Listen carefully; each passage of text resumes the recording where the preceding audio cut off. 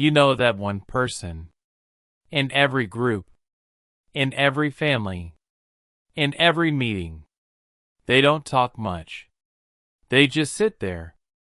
Watching. Listening. People call them shy. Or boring. Or unfriendly. Maybe you've been called that too. But here's the truth. Silence is not empty. Silence is full of reasons. Some of the quietest people notice things that everyone else misses. Their silence isn't weakness. It can be deep thinking, emotional control, or a way of protecting themselves. So why are some people silent every single time? What is really going on inside their minds? By the end of this video, you will understand the real psychology behind silence, and you may see quiet people, or even yourself, in a completely new way. Before we start, hit subscribe and turn on notifications. Every week, I break down human behavior in simple, easy words. No hard terms, just real understanding. Let's get into it. We like to think silence means one thing, shyness. But that's wrong. Silence can come from many different places. Fear of being judged. Growing up in a home where talking caused trouble. Feeling like no one really listens anyway. Deep thinking, not lack of thought. Simply feeling calm and needing less noise. Two silent people can look exactly the same from the outside. But inside, their reasons can be completely different. Let's go through the real ones, one by one. Have you noticed that quiet people often remember small details? They notice facial expressions. They notice a change in someone's voice. They notice who interrupts, who's lying, who feels uncomfortable, who's just pretending. Why? Because while everyone else is busy talking, they're busy watching. Attention gets stronger when the brain isn't busy preparing what to say next. So instead of trying to impress people, quiet people are quietly collecting information. That's why many of them understand a room better than anyone realizes. They were never trying to be seen. They were trying to see. Some people speak first and think later. Quiet people usually do the opposite. Before saying anything, a part of their mind is already asking, is this true? Is this necessary? Will this actually help? Because of that filter, they end up saying less. Not because they have nothing to say, but because they don't want to fill the air with words that mean nothing. To some people, this looks like confidence. To others, it looks like shyness. But most of the time, it's simply careful thinking. Now here's where it gets deeper. Some people learned early in life that talking was risky. Maybe as a child, sharing an opinion led to punishment. Maybe a parent got angry easily. Maybe one wrong word caused a big fight at home. So the brain made a simple rule. Silence is safer than speaking. That rule doesn't disappear when the child grows up. It quietly follows them, into school, into friendships, into work, into love. They're not silent because they have nothing to say. They're silent because somewhere deep down, speaking once felt dangerous. There's another kind of silence. It doesn't come from fear. It comes from giving up. Imagine talking again and again, but no one really listens. No one asks questions. No one remembers what you said. After a while, the brain learns something painful. Talking doesn't change anything. So why talk?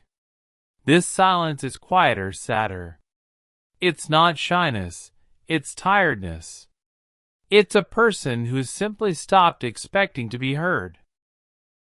Many quiet people experience emotions deeply. They just don't broadcast them. When they're happy, they might just smile quietly. When they're hurt, they might say nothing at all. When they're angry, they might simply walk away instead of raising their voice. This doesn't mean they don't care. Often, they care more than anyone realizes. Their inner world is usually much louder than their outer behavior ever shows. A lot of conversations today are really about sharing ideas. They're about getting attention. People interrupt each other, compete to tell the better story, chase approval. Many quiet people simply don't feel that same pull. They don't need to prove they're interesting. They're fine letting someone else have the spotlight. This kind of silence usually doesn't come from insecurity. It comes from a quiet kind of inner security. Sometimes, saying nothing is the smartest move you can make. Imagine someone insults you. One person snaps back instantly. Another person just pauses, smiles, and says nothing. Who actually has more control in that moment? Emotional intelligence is often about managing your reaction, not just having one. Quiet people tend to pause before responding, and that pause alone helps them avoid a lot of unnecessary conflict. Instead of winning the argument, they protect their peace. Our world rewards loud voices. In meetings, in classrooms, on social media, the loudest person usually gets noticed first. Because of that, quiet people are often judged unfairly. People assume they're weak, unfriendly, arrogant, lacking confidence. But silence doesn't reveal intelligence, kindness, or confidence on its own. It simply means someone communicates in a different way, one the world hasn't learned to appreciate yet. Now, silence isn't automatically healthy. Too much of it can create real problems. If someone never expresses their feelings, never asks for help, never tells people what actually hurts them, those emotions don't disappear. They quietly build up inside. Healthy communication still matters. Silence should be a choice, not a prison you can't escape. The healthiest people know when to stay quiet, and when it's finally time to speak. Finding that balance is what real emotional maturity looks like. Maybe the lesson here isn't that everyone should talk less. Maybe it's that everyone should listen more.